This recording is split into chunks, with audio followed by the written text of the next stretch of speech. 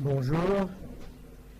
Je veux d'abord vous dire que je suis particulièrement heureux de retrouver cette salle où nous pouvons nous réunir en réel et pas simplement en virtuel. Je veux également à nouveau remercier Ariane Gillotte pour tout le travail qu'elle fait pour nous aider dans notre mission. Je suis président donc du GIAC. Cet acronyme un peu bizarre recouvre une association qui avait été créée il y a bientôt presque une vingtaine d'années, qui à l'époque ne regroupait que des ingénieurs de l'aviation civile retraités et dont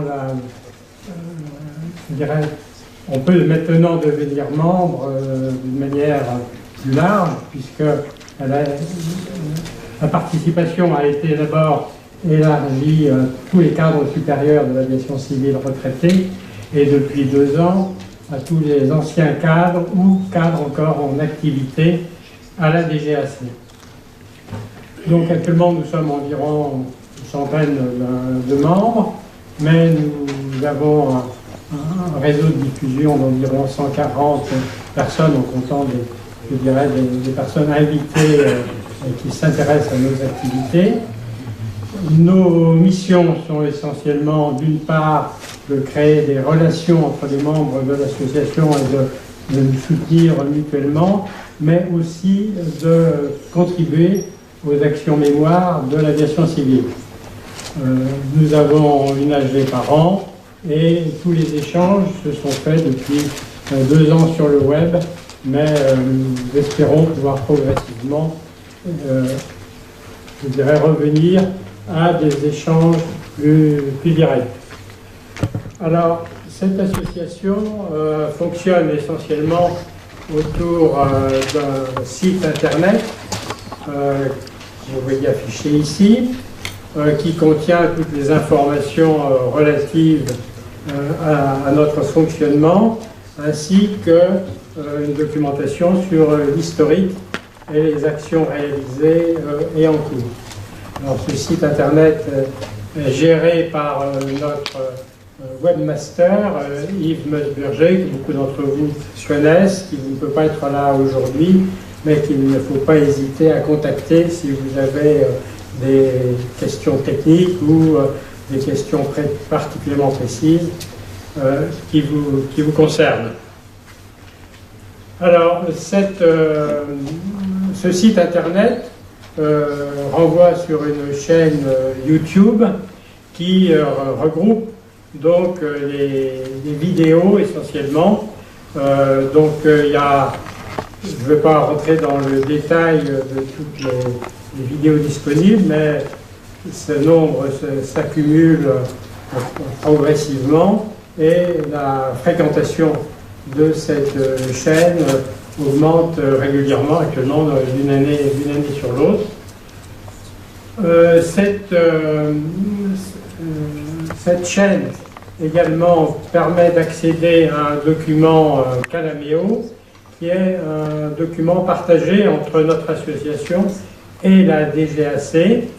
Et je pense que si vous êtes intéressé, mon successeur devant ce micro pourra donner quelques exemples d'utilisation de ce site. C'est un site de documents PDF,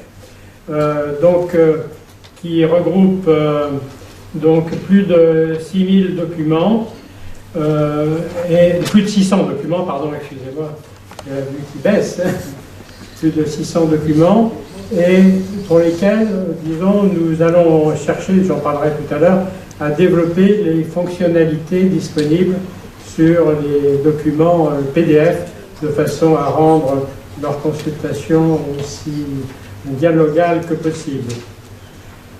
Alors, il y a également une collection. Alors, il y a la collection mémoire de l'aviation civile à laquelle nous participons. C'est une collection qui est gérée par la DGAC, mais le GIAC a été à l'origine d'un certain nombre de documents qui figurent dans cette collection, dont 2 ont été distribués aujourd'hui.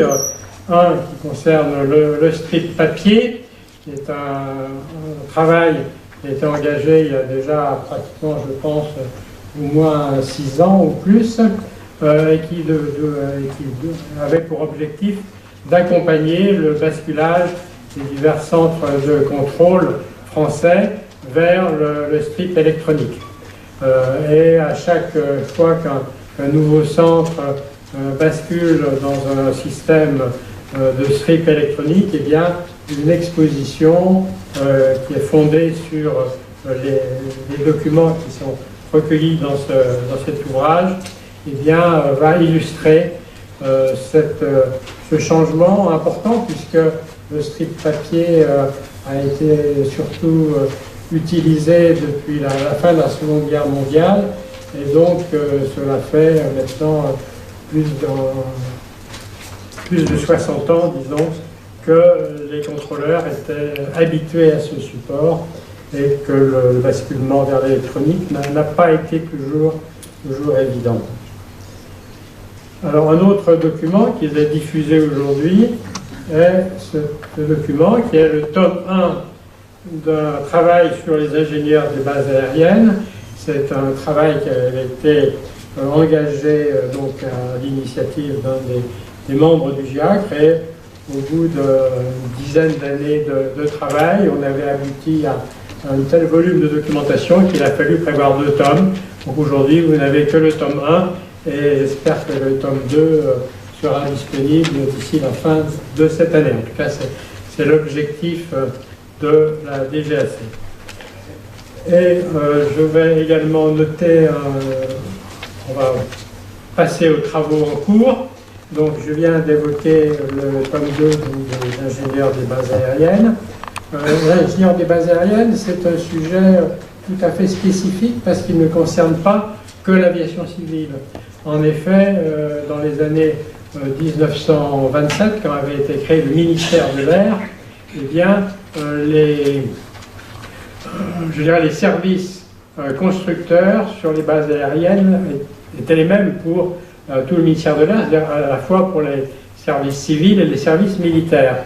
Et lorsqu'en 1945, il y a eu la disparition du ministère de l'Air et qu'il y a eu la création de ce qui s'appelait à l'époque le secrétariat général à l'aviation civile et commerciale, eh bien, tous les services spécialisés dans les bases aériennes ont été rattachés à ce secrétariat général civil, mais avec pour mission d'assurer également les travaux sur les bases aériennes militaires.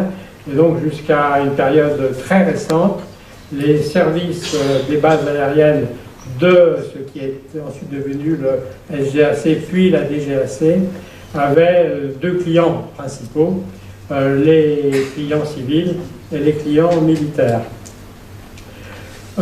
Ensuite, j'ai parlé de l'exposition sur le strip papier. Donc, au fur et à mesure que de nouveaux organismes de contrôle aérien vont basculer en strip électronique, je pense que le projet de la DSNA est de continuer à organiser des expositions sur le strip papier.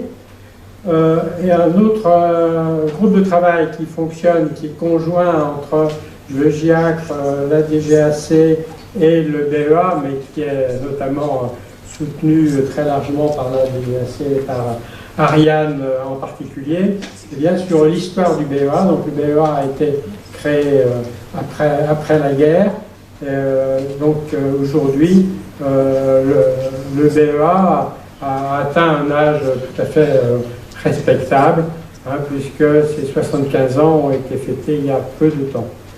Et puis enfin, nous préparons aussi, et là c'est surtout c'est surtout Yves Meusberger qui travaille notamment sur ce sujet, sur une édition électronique d'un document sur les origines de la réglementation de sécurité de l'aviation civile de 1910 à 2017. Voilà, donc également, je rappelle qu'il y a une chaîne YouTube de la DGAC, mais qui est gérée aussi pour le compte de la mission mémoire par le GIACRE, et qui est la chaîne Passion Patrimoine, mémoire de l'aviation civile. Voilà ce que je voulais vous dire, et donc n'hésitez pas, si vous avez des questions, à prendre contact avec Yves Meusburger, sachant que